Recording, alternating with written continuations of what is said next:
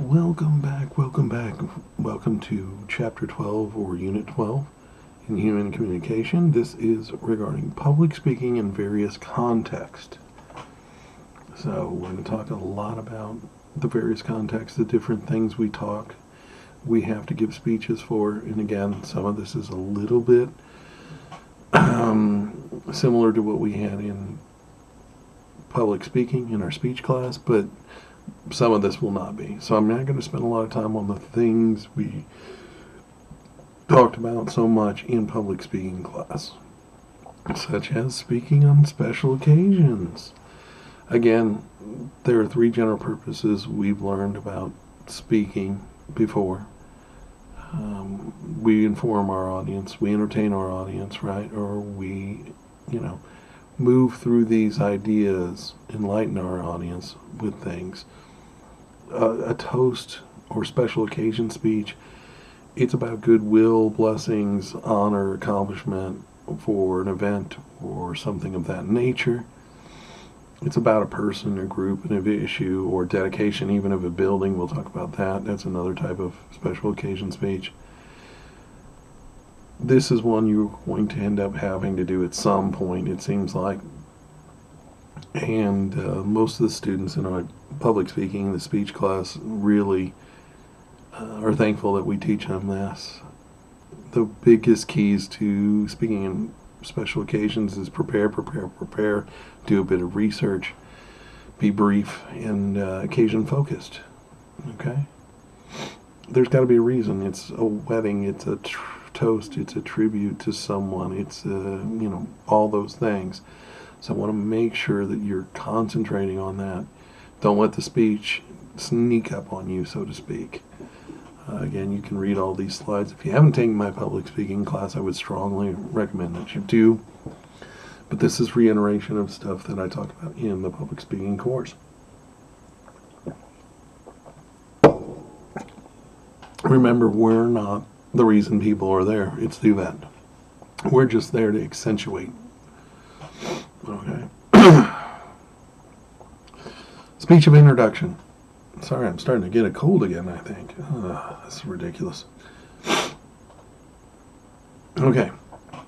Speech of introduction. I can't tell you how many times I've had to do these, and others, you will end up having to do these at some point probably in your life. 1 minute you're busily engaged in a conversation at a civic meeting, and the next minute you're being asked to introduce somebody, or even worse, and give an impromptu speech, which we'll talk about that later. The point is, know something about the speaker. It's a brief introduction, 1 to 2 minutes long. Don't freak out about it. Just simply get to know something about the speaker. I like to either talk to them right there in person or find their bio page. Many of us have websites that are involved in various academia or even business. We have websites where we can gain information about who we are as a person, right? So your goal is to hype them up. And if you can get to speak to the person and find out what the speech is going to be about, you might even be able to drop a little nugget there too. But make sure you practice saying their name several times. Just make sure that you get it down. I had to one time pronounce someone's name that I'm not the best at names pronunciation always. So I really concentrated on that just to make sure that I wouldn't say their name incorrectly. It's embarrassing for the speaker, it's embarrassing for the audience, embarrassing for the person introducing them. Speech of introduction, they're important. You really are trying to just highlight the reason why they're there, and make it personal if you can. If you never met the person, don't try to do that. And remember, you're not a comedian. No Michael Scotts in this one, okay? Just be straight forward and just give the information like, hey, we've got a great speaker here today.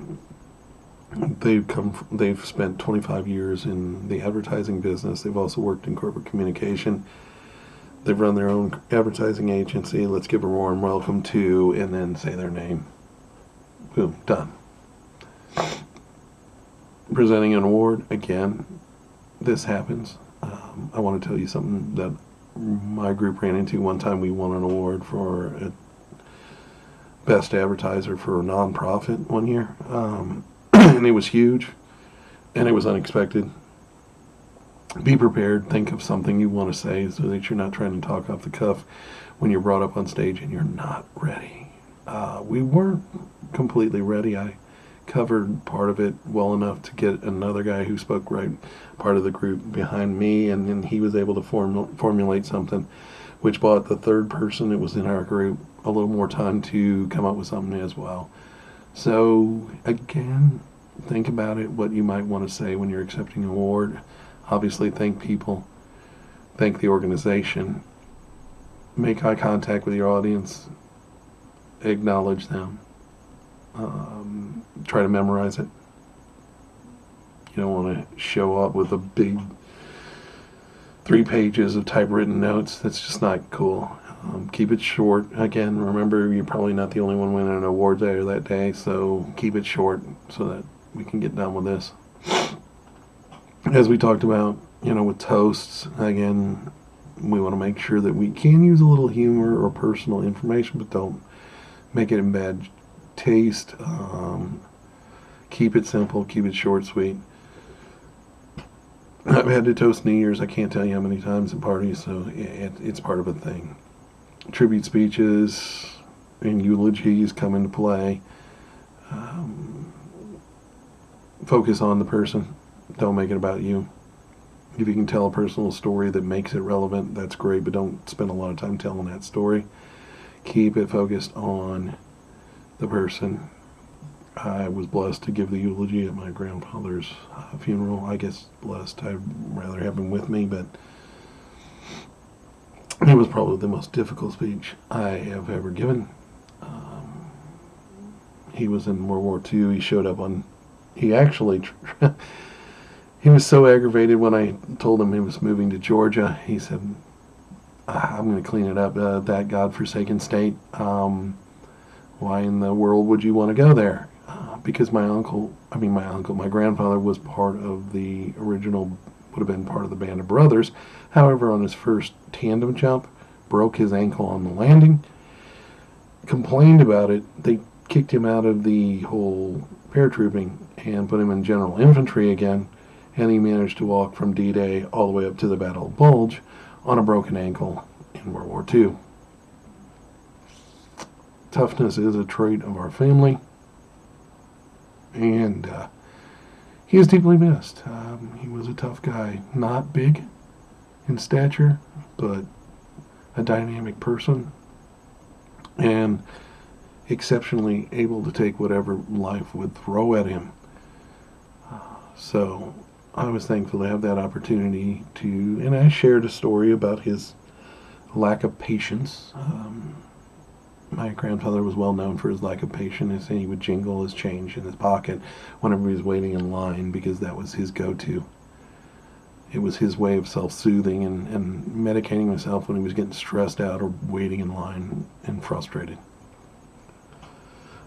So when I shared that story, of course, many of the people were in that room, and most of them knew him, and they laughed because, that was we had all experienced that same Harold Willard moment.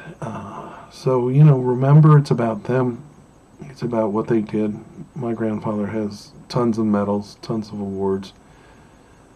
And I miss him dearly every day. But it was the toughest speech by far I ever had to give. I had to take moments to control my emotion and pause when I needed to, just make sure I had it all together. I, want to tell you to make sure you put the time in, just like it would be any kind of other professional speech. Create an outline, a structure, 3 main points, and a conclusion. A eulogy is like a speech of tribute. It shouldn't be long. Focus on the person's personality, what they did, what they accomplished, what was important to them. This is the first, actually, one of the first public speeches I ever had to do was I did a section for my friends, the classmates of my friend Brian. He passed away of cancer, and it was a hard time because he left behind children, a wife. But we were able to celebrate that day and talk about where he believed he was going. Not here to preach to anyone, and hope that I get to see him again someday. So, they're real, and unfortunately, they're part of life. But be prepared to give a eulogy at some point in time, and they are amazing and wonderful and hard to move through as well. So, another place where we can sometimes speak in public is to be an advocate for someone or a group of people, to allow our voice to be part of their voice and to let their voice be heard by others who would not get an opportunity to hear their voice. So when we think about being an advocate, personal testimony, witnesses of injustice, just people sharing their everyday experiences can have a powerful effect in the world. The core belief should be that the message should be easily summed up as a thesis and elaborated on and supported by some main points. Be positive in the speech. Focus on what it is you believe, not what you don't believe. It's a positive speech, not a negative speech. Advocates invite their listeners to engage with them. They're kind of a persuasive speech, actually. Because change takes more than one person, and growth is something we all can do. Speaking in academic settings, I did not go into going back to school and getting a degree with the intention of teaching. And yet, when I went back to school, I ended up being a tutor and found that I liked helping others learn. I was blessed by going to school, and I may have shared this in this class. I know I share it in my public speaking class. I went to a school which was very multicultural and made friends with a wide range of cultures, and was one of the tutors for the communication division of the school. So it was nice. It was awesome. It was fun. I learned from others. For as much as I helped them learn, they helped me learn about their culture, their beliefs, their ideas. And it ultimately led me into a teaching career. So just don't ever be afraid. If you're in a position where you get to speak, be thankful for that. Be prepared and be ready to go. We all have a wealth of knowledge we can share with others. Okay? So, we can be prepared to speak in our classes, right? What does a good communicator in a science class look like? Sound like? What's a good communicator in a history class look and sound like? There's some overlap, but there's some differences as well. But the point is, speaking in a specific context can help you learn which presentation style will earn you a better grade in the discipline and in the course. I think I shared this before. I know I shared it in public speaking about me taking over presentation, writing the whole presentation, doing the artwork for the presentation, doing all the slides for the presentation, and then giving everyone a section of the presentation which was theirs. I just gave them generalized notes. They can expound on it with their own knowledge, and we ended up getting an A in that, and I needed an A in that course. Not that I needed it, but I was competing to be cum laude, and I wanted to make sure that I graduated as such, and I did.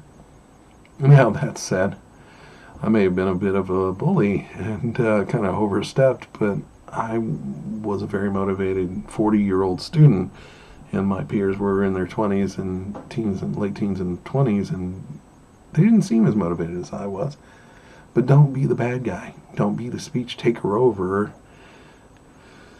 Work together.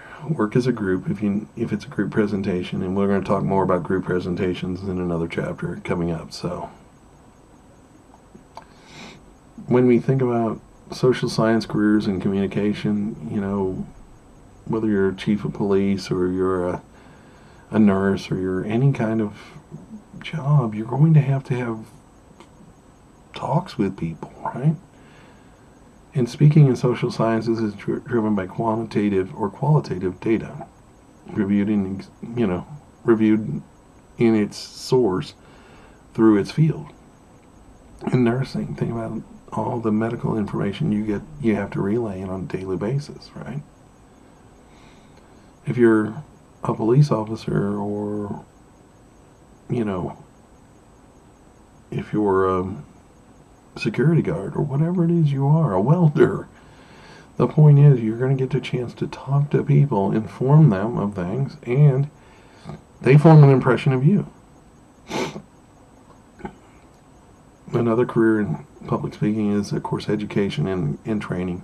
I've worked in training, never saw myself as a teacher necessarily, but it was interesting. I was working, even in my 20s, I was a trainer at my job, and I didn't really think about it. I guess I was reasonably good at my job. I didn't really give it much thought, honestly. And yet, I have a way of communicating with people that seems to reach them and get through and not be condescending or whatever it might be.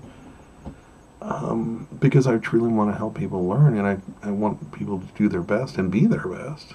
I feel like that's the thing. And some of you in this class might be moving on to become educators or work in a training capacity at your jobs, and think about how much information you have to relay to people, and you want to do it in a great manner, and you want to be courteous, and you want to help them be able to take that information and be productive. Also, you're going to remember that your listening skills, both under social sciences, especially if you're a nurse or a police officer, right, or an educator, you're going to need your listening skills. When we think about science and math, and again, I group nurses and doctors into this field too, science and math. So much clinical care communication is given every day. If you're a scientist, you're going to have to relay your data. You have to write good papers for the medical journals so that people will get this information and process it, and it'll move your needle in a career forward. It will also help you as a, if you're working for a company that has pharmaceuticals, it will help you in that regard too. So communication is a part of every career. Even if you're the trash man, you're still communicating with people. Maybe not frequently, but you still are communicating with people. As you advance in your career, potentially change career paths, as most Americans do now, the nature of your communication and the context in which you speak will also change. Here I have the president and CEO of GM. Today's workers must be able to adapt content, change the level of formality, and format to various audiences, including the public, clients, and colleagues, as well as key investors. So what counts as a good communicator for one audience and in one field may not work in another. There's a wide variety of research and resources related to business communication, and I'd love to get included, but I could just teach a whole segment on this. A whole class on this. But if you go to this website that I've included, you can look up your career and find out some things about your career that is specific to your career and ways you can communicate a little bit better. Keys, though, are to adapt to your audience. Remember, not everybody takes on the information the same way, right? We've got to be able to communicate to various people at various education levels, at various experience levels, with various amounts of knowledge. But you got to find a starting point that's not talking down and not talking up. You got to find that centralized starting point, especially when you've got an audience, let's say with supervisors and coworkers, and then even people in HR and other departments that don't know anything much about what you do, right? The goal is to be able to reach all of them and explain what it is and how the information is pertinent to them. Much of our day-to-day communication is also written. Memos, emails, reports, text messages. Oral communication still has an important place, but so do those written words. And if you don't think there's an epidemic of poor listening, you can see it most. Was communicating to a web developer for a business owner. I kind of help oversee his website. And the web developer, if I send an email, it better only have one point, because if it has more than one point, only the first point gets addressed and the others get forgotten about.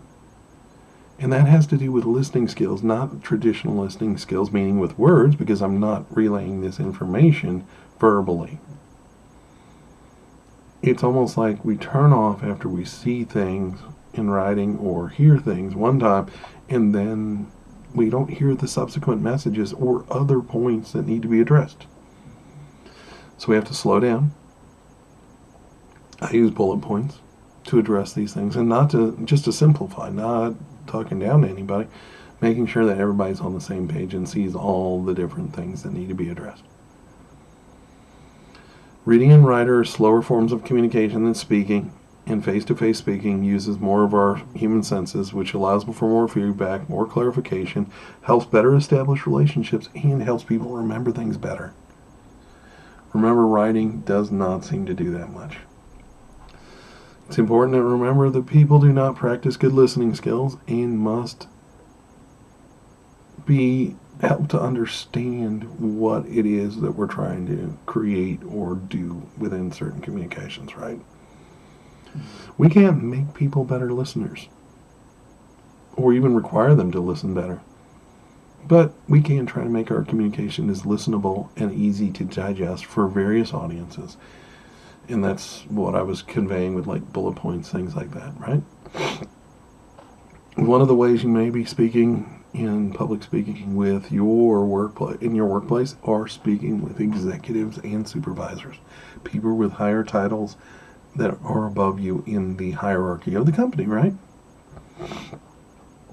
Upward communication includes speeches, proposals, briefings, or just reports that are directed to audience members who hold higher positions in organizational hierarchy than the sender. That will be on your final. Upward communication is usually the most lacking within an organization. Bosses don't always ask for our input. Let's be fair. I've been there. But when they do, let's take advantage of those opportunities and use it to our advantage. Not to victimize anybody or twist somebody's arm, but to simply get messages across, whether it's to convey to management that we need more workers to get a job done in a timely manner. It could be my wife's job as one of the head nurses in an office where she needs to tell them that the current staffing level is not adequate for the level of patients that they are seeing today. Right? These things are real and normal in our communication. I spend much of my day communicating with business owners, which I would like to think is almost an upward, it really is an upward kind of communication pattern, right? They're the people with the power to make decisions on behalf of their business. I'm the person that can help them realize those decisions and help them make something of those decisions. So while I know something, I still treat it as upward communication because those people, this is about their business. And if you don't believe that a business is important to someone who created a business, go out and work for somebody who built their own business, and you'll see how important it is to them. Remember, status of projects, suggestions for improvement, even morale. I've been asked at times by superiors about the morale of the people in the company. Back when I was working for a company, I've been asked all kinds of things, and we have to adapt our communication to executives and supervisors. Remember that their day is tightly scheduled. Diet Mountain Dew. There's our product pitch for the day. They need concise, relevant information. Sorry, I couldn't help it. Executive summaries can sometimes be written, but most of the time are conveyed orally. You've got to build in some repetition and redundancy in an oral presentation to an executive committee. Writing doesn't need as much repetition within it.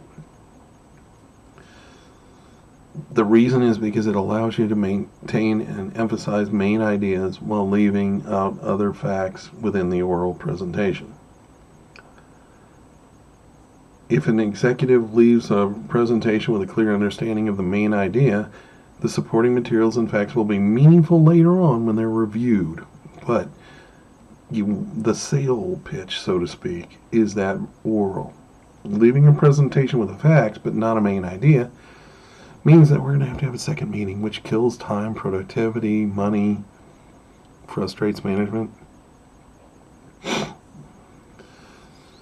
When there's misunderstanding due to executives' poor listening skills, and it will happen, remember who's going to be blamed. It's never the executive's fault, okay?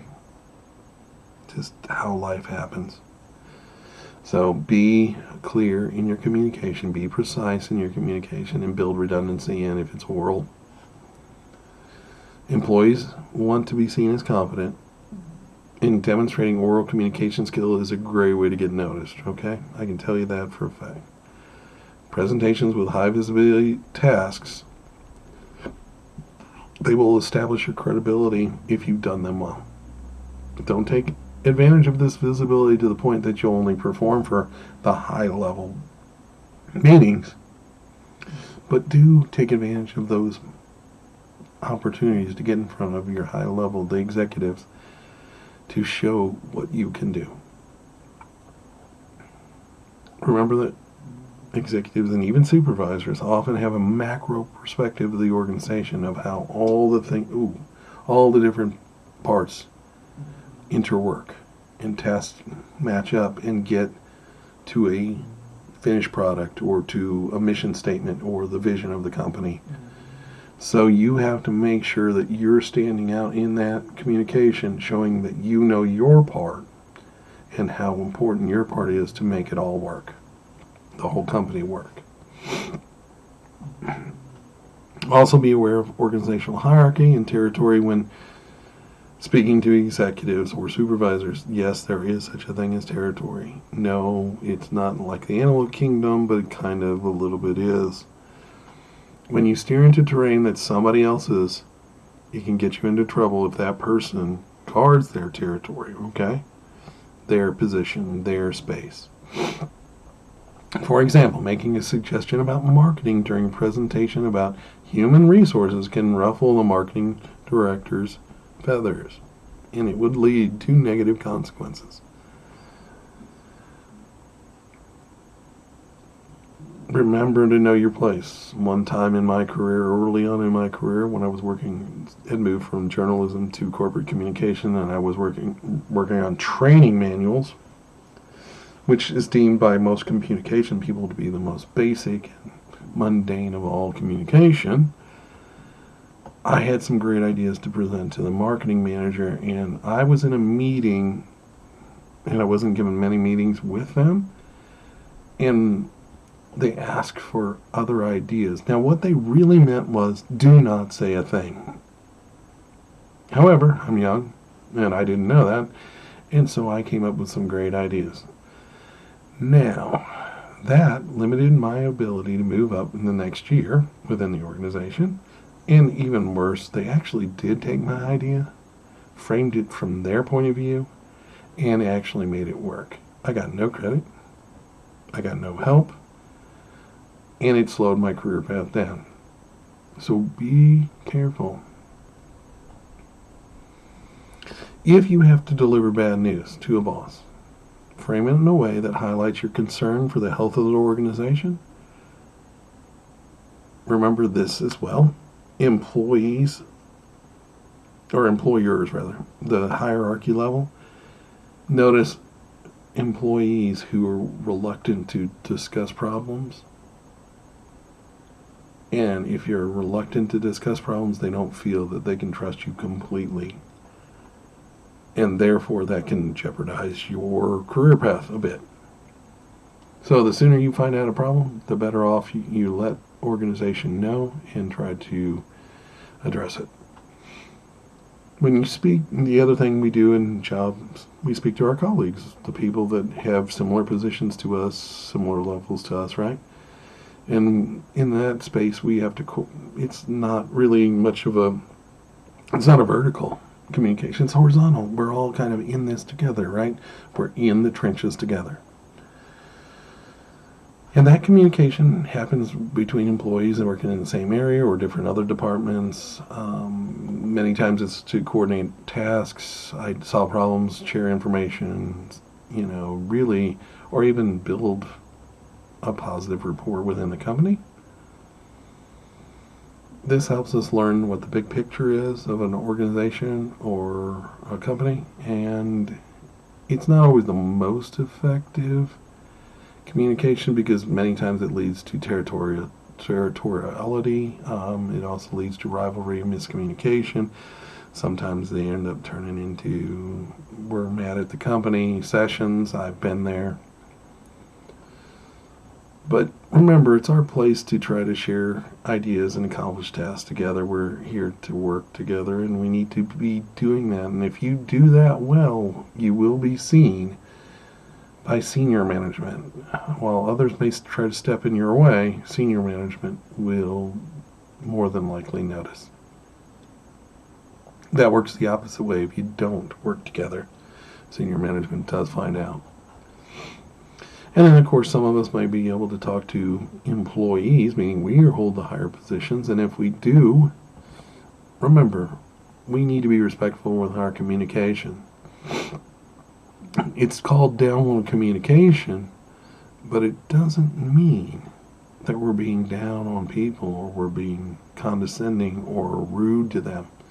Downward communication includes messages directed at audience members who hold a lower place on the organization hierarchy than the sender. So if you're a supervisor, when you're talking to your crew, that communication. Most of the time, downward communication involves job instructions, explanations of organizational policies and procedures, providing feedback to those people who are performing the jobs, welcoming newcomers into the organization, handling reviews, right? This type of communication can have positive results in terms of preventing or correcting employee errors, increasing job satisfaction, morale, and productivity, right? If the communication is, though, not effective, it can lead to unclear messages and then just throw a wrench in all of it, including morale. When you're thinking about top-down communication, when you're speaking to supervisees or employees may not ask valuable questions. So you got to create that open atmosphere that encourages questions.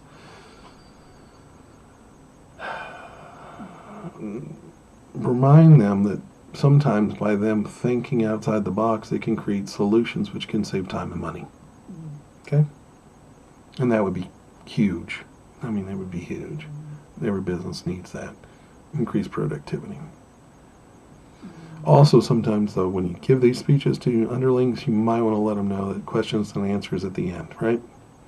We need to get some information thrown out there and stuck. And then whatever questions they have, let's answer them at the end. Because realistically, 2 sentences in and they ask a question, you may not have even covered the material yet. Let's be productive with our time.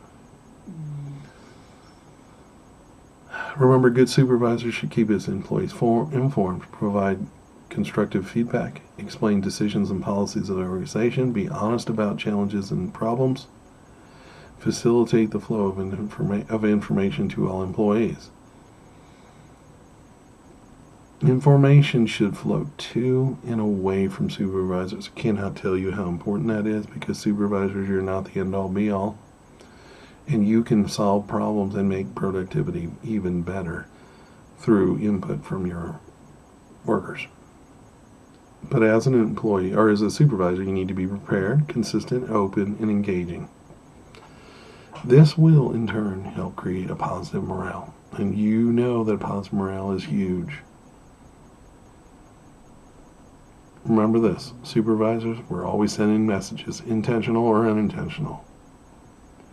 We're just like all people. When we're communicating a lot of things, sometimes our body language, right?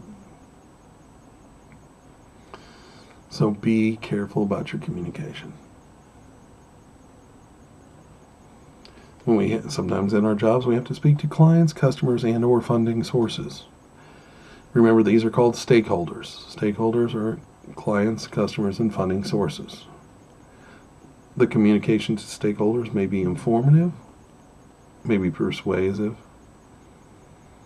We're building relationships typically with them. When first starting a relationship with one of the stakeholders, the communication is likely to be persuasive in nature, meaning, hey, you want to be a part of this. You want them to buy our services or goods, right? Once a relationship is established, the communication may take the form of more informative progress reports, in turn, sometimes to persuasive when it's time to renegotiate, renew contracts or agreements. We need to remember that a sales process is more than just one and done. It's building a relationship and maintaining a relationship. And part of that is keeping them in the informative loop. It makes your job as a salesperson much easier if you do that. As with other types of workplace communication, the informational flow is of ultra importance. Many people see a lack of communication flow as a sign of trouble. That means they probably won't re-sign with you if you're in sales.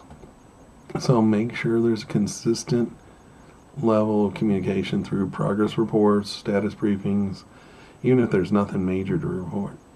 Sometimes it's just about sharing, if you're selling cell phones, sharing what new phones might be coming out soon, or how do they like their product, or hey, can I show you this about your product that you may not know about, right?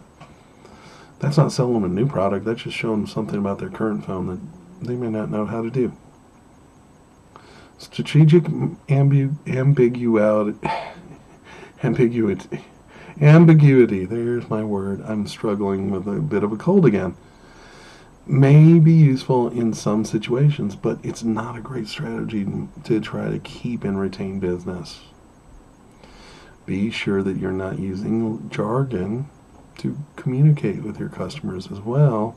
Make sure that they understand the terms, conditions, words we're using, all of those things. Listening skills can help you close deals. Create 1-minute pitches over and over.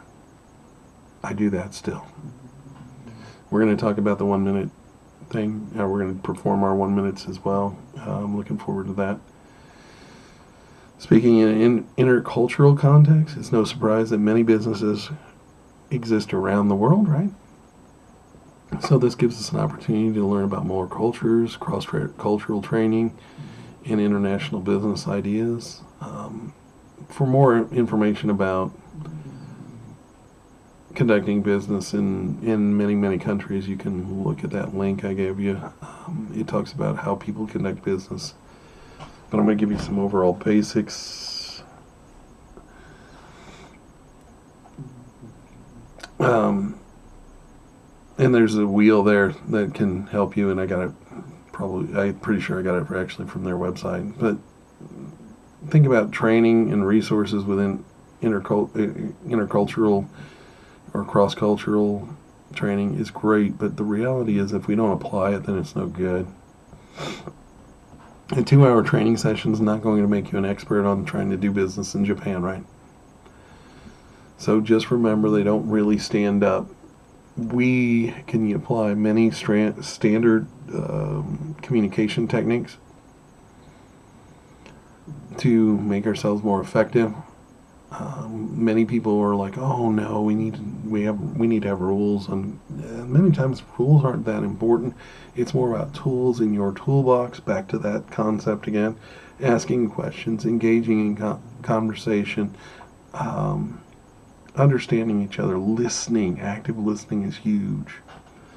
So just making sure that we're open-minded about things, and then sharing back with them as well, because it's a learning experience for both parties, or all parties. Intercultural competence is relative to native and host cultures, and it can be influenced greatly by them, right? So we want to make sure that we're being respectful and good communicators, and when we do that, we set ourselves up for success. In terms of verbal communication, make sure you use good pronunciation and articulation. Don't trip over a word if you can help doing it. Learn how things are pronounced in different languages, right? Avoid idiomatic expressions and acronyms because many times they don't transmit well over cultures. Do not ever use the OK symbol to someone of Arabic descent. Okay? Just don't. There's lots of little weird things that we do as Americans that don't always translate to other cultures. Try to use geographical and cultural relevant examples referring to the World Cup instead of the World Series. Simple things, but it creates more understanding, a broader understanding between more parties. Remember, be aware of the communication difference between high context and low context cultures, which we talked about a little bit earlier. People from low context cultures feel frustrated by the ambiguity of speakers from high context cultures, while high context cultures feel overwhelmed and insulted by the detail and amount of words we're using. Think about family businesses have now grown to international ranks. Think about dates. International dates are different than American date standards. I mean, the way we lay out a day is different. In Europe, many times, prices aren't even mentioned. I've been to restaurants where literally prices weren't mentioned in Europe. I'm like, wow, that's crazy. But while it's crazy to us, it's not crazy to them. And sometimes we're viewed as Americans because we need all the information in front of us like they're little kids. That's why they feel that way. Because it's frustrating to them. They work off basic levels of communication, ask some questions, and that's fine, but we as Americans want everything in front of us. We have to be conscious of that and cognitive of that and try to be more courteous about that. Think about your graphics and images. Multicultural business presentations are a lot different. For instance, the trash icon on like Mac desktops doesn't match up with what wastebaskets look like in most countries. The mailbox icon for email programs doesn't match up well in European countries. Non-electronic symbols have different meanings too. If someone wins a blue ribbon at a fair in the United States, it's a big deal, right? But in the United Kingdom, congratulations on being second best with the blue ribbon. I've learned some of these lessons the hard way.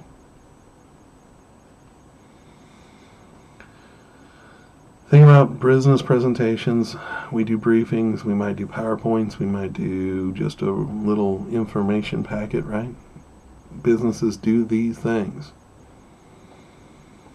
The briefings may occur as upward, downward, or horizontal communication, or all of the above. We have to think about those things. Even my wife, a nurse, if she went back when she was a shift manager at the hospital, she would do briefings for the incoming nurses that were coming on, right? To let them know what had happened the previous shift and what to expect from the patients, what to look for in the patients. I meet with North Georgia business owners every morning, usually somewhere between 8 and 10 a.m. to speak with them about their Google ads, their website performance, any other advertising needs they might have. Sometimes those meetings are only 3 to 5 minutes in length, with a Q&A immediately following, right?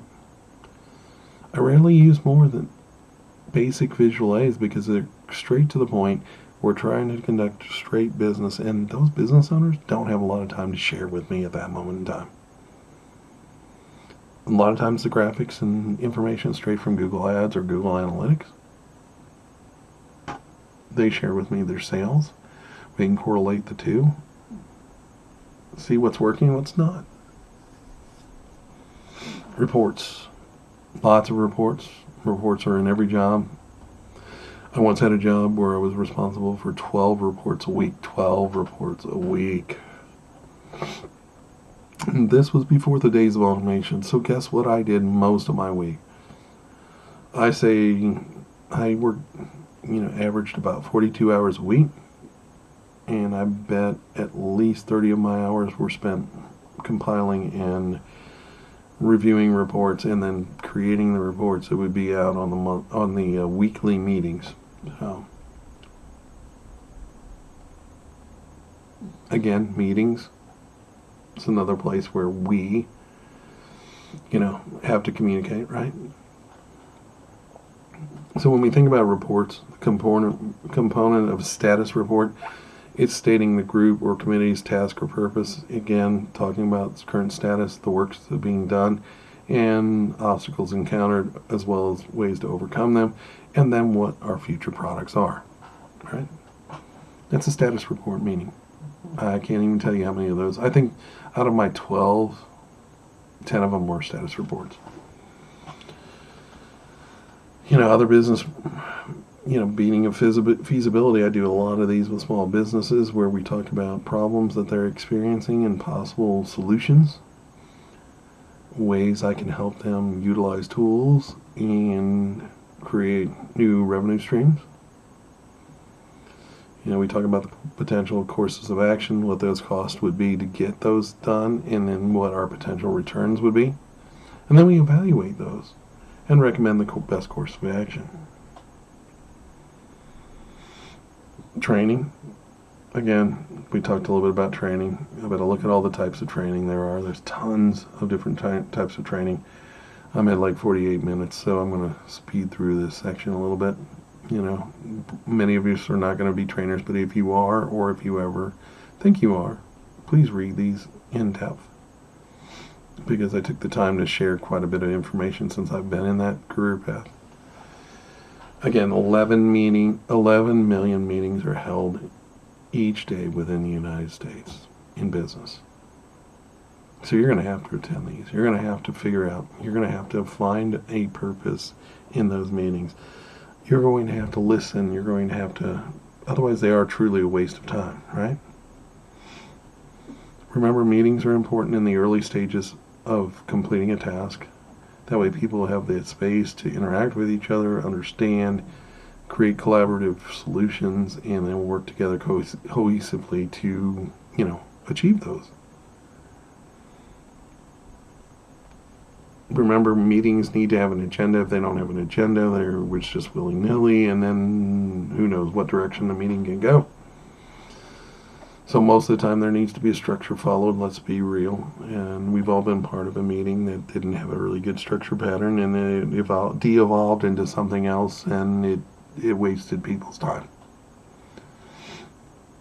So after you've completed that agenda, continue to plan for the meeting by providing the attendees with the agenda and or other information like supporting information or supplementary materials that you may need to give them so that they can help make decisions. Remind people with heads up about, especially if they're going to be pulled into any conversation about what the meeting's about. So, these are all things. Remember that people can only handle 10 to 20 minutes worth of meeting, so just try not to run more than that. And then do a recap. Always do a recap. I tell you that in public speaking. I tell you that in here. Recaps help people to remember what it is we just talked about. Sometimes we send a recap off. Sometimes we talk about it right then. Many times we'll send a recap.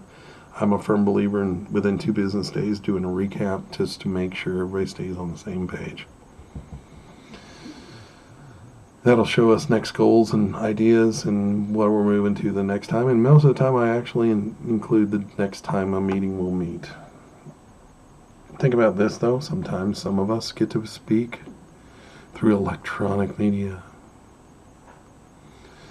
Sometimes it's over good things, bad things, into different things, crisis management things, who knows. But if you're not ready for that, to be in front of the microphones, the lights, the monitors, it can be intimidating.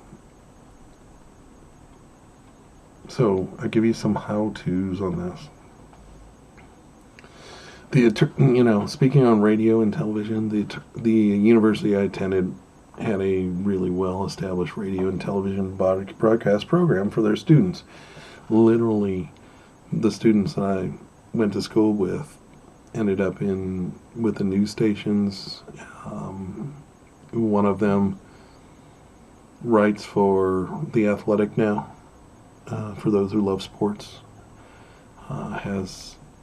Writes for The Athletic and writes for a newspaper and is on a podcast, which is also on YouTube in the Midwest. Another I went to school with went on to work for MLB.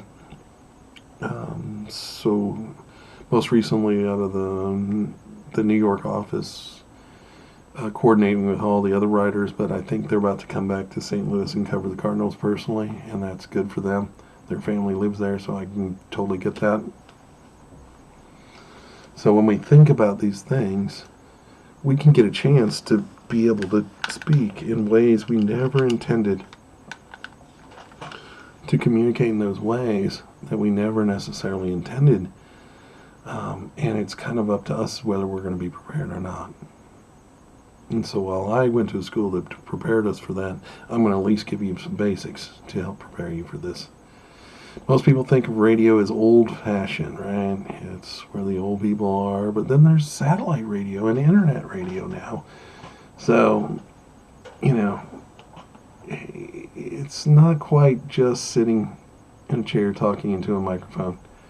Remember, you're going to try to use your verbal and nonverbal skills to effectively communicate on the radio. And because they don't have as much reading of your nonverbals, you don't want to stumble. You don't want to ad-lib content. You want to be prepared. You want to make sure you get your message across.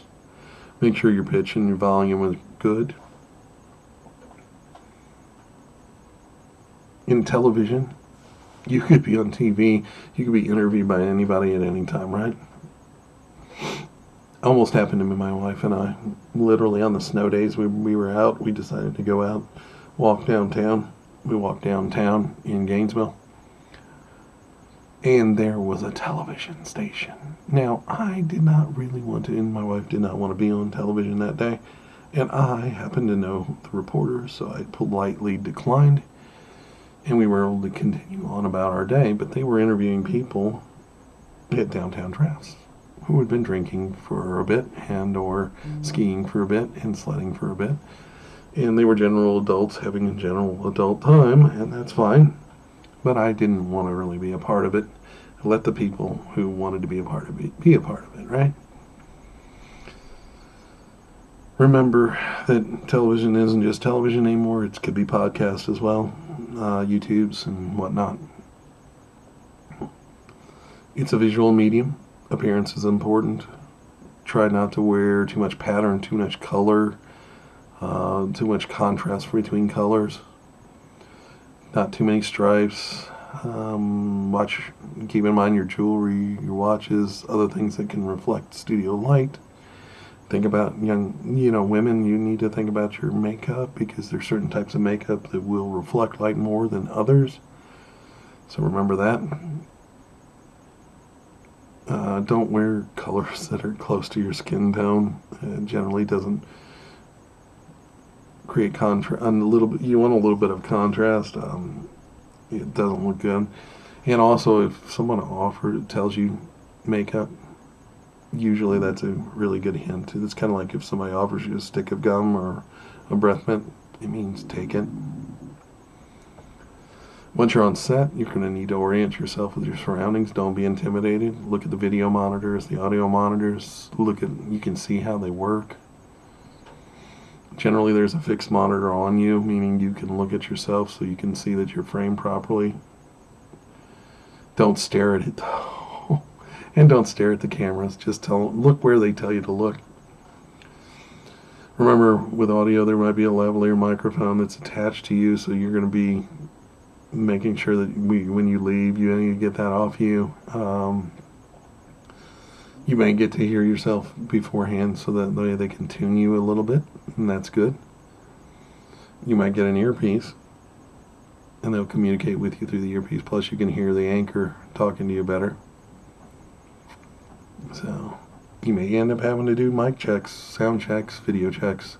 Just be patient. Make sure you've got your message handy. Practice what you're going to say beforehand. Say it out loud beforehand before you actually present. Practice makes perfect, remember. People who work on air are used to doing this ad lib almost. You are not. So practice and give yourself the opportunity to look good and look comfortable. Remember, you can become your own director by monitoring your own communication once the recording starts. Don't monitor yourself so much that you get stuck in your head and then you forget to talk, or you worry about the camera, the monitor. Do your best. Also remember that our nonverbals can betray us, meaning we could be concentrating and getting frustrated, and then all of a sudden we show it on our face, right? Or we may show it on our tone. Hand motions should be slow, deliberate, but don't overthink them. Keep your head up. Only look down to review your notes. And then I always advise you cheat out a little bit. 25-degree angle from the person you're speaking with. It might seem a little odd, but once you see it, and many of the TV stations will help you with that. If you're going to be presenting to more than one camera, prepare to shift your focus. Turn yourself, right? Turn yourself so that you can speak clearly and continue to talk to the camera over here, right? Usually the producers do a good job of showing you and explaining to you, but, I'm not always going to tell you that they do a great job. At the end of a television segment, especially a live one, you may have to hold your position if they go to a commercial break. Don't assume you're off air until someone tells you. You don't want to end up on a blooper reel or going viral. You don't want to say something embarrassing thinking you were off camera. It may seem, and those are the times it really does seem like an eternity, but just hold your position, wait for them to release you. Media interviews, sometimes this happens. They usually are more of an ambush. Remember what your company's media policy is. That's your first and foremost go-to. Most of the time, companies want people like me, who are trained in crisis communication and other things, to handle the media. They don't want you to talk to them.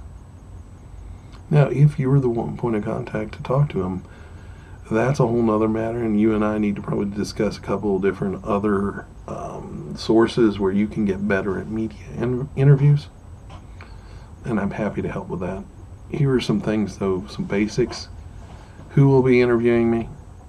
How can I access some of this person's previous interviews so you know what kind of, are they hit jobs, are they ambushes, or are they just kind of nice puff pieces? What segment or show will I be featured on? What is the information that they'll need from us? How long will the interview be? Will the interview be live? Is it being recorded and edited? If so, how long will the segment be? And is there a deadline? Meaning, do I have time to prepare? If the interview is part of a series, you can ask them who else they've talked to and see if you can see any of those interviews. But do not feel like you have to be or start the interview right away. Ask the person if they can give you a little time to prepare. Then get back in touch with them. And again, like I said, most companies have policies of who can talk to the media. So remember, it's usually not on you anyway. If you are going to be on a media interview, make sure you have 2 to 3 key messages or main points you want to convey in the interview. Interviews that aren't live are usually edited, and just remember, you're only going to get a portion of what you say online, on the actual end product. So you have to be careful of your messaging.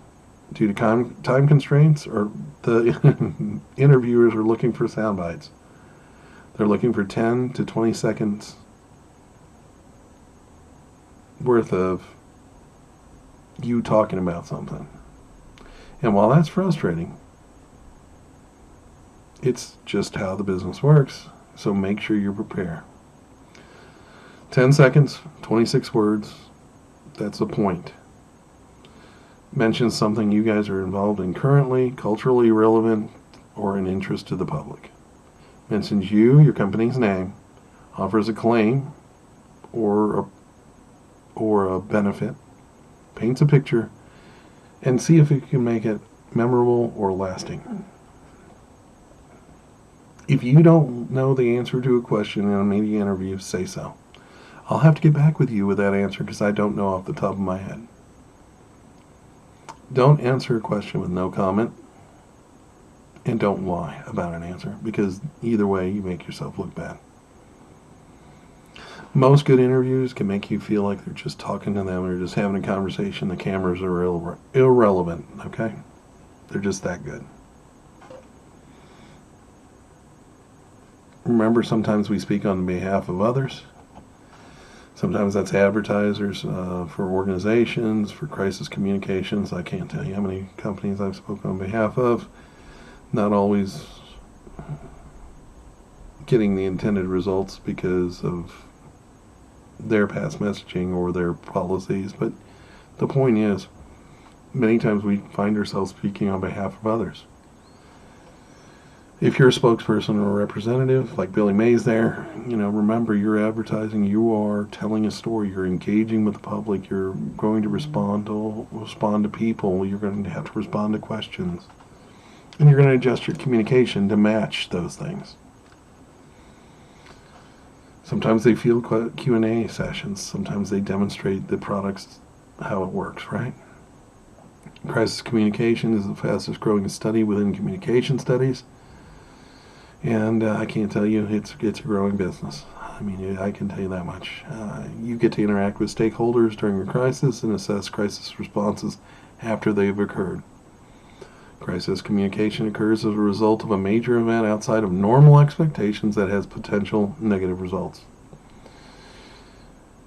They usually run the risk of escalating in intensity and may result in close media or government scrutiny. Also creates pressure for timely and effective responses. Some examples including national disasters, management, employee misconduct, tampering or failure, and or workplace violence. We don't just interact with the media, we communicate with stakeholders as well. Those stakeholders could be you as a consumer, they could be shareholders, they could be any number of people, right? Those people or groups have a stake in the organization or in the public interest or as a user of a product or service, right? External stakeholders are the people outside of the organization, such as customers, clients, media, regulators, and the general public. Four main areas of crisis communication are relationship, reputation, responsibility, and response. Relationships and reputation are built and maintained before a crisis occurs. Organizational relationships with the stakeholders and their track record of quality, customer service, dependability, all those things, right? Responsibility refers to the degree to which stakeholders hold organizational responsibility for the crisis at hand. Boy, I can tell you sometimes they don't. Judgments about responsibility will vary depending on the circumstances of a crisis. In an unpreventable natural disaster, it's going to be widely interpreted differently than if a company failed to make a product safe or cut corners, right? And then response refers to how an organization reacts from a crisis in terms of communication and behaviors. If you want to know more about this section of the book, or want to know more about this, read this section of the book and then email me your questions. There we go. 1 minute and 1 hour and 5 minutes. That's what I'm trying to say there. So I actually have C activity in Unit 11, but the reality is I believe our homework is something, it might be C the activity in Unit 11. I'm trying to remember. because I think we have these 2 units together. But anyway, go to the homework section and see what your homework is for this section, and please complete it in a timely fashion. And thank you so very much for all your watching and learning. Lots to learn, but lots to make us better, to help us be better at what we do. Thanks, bye.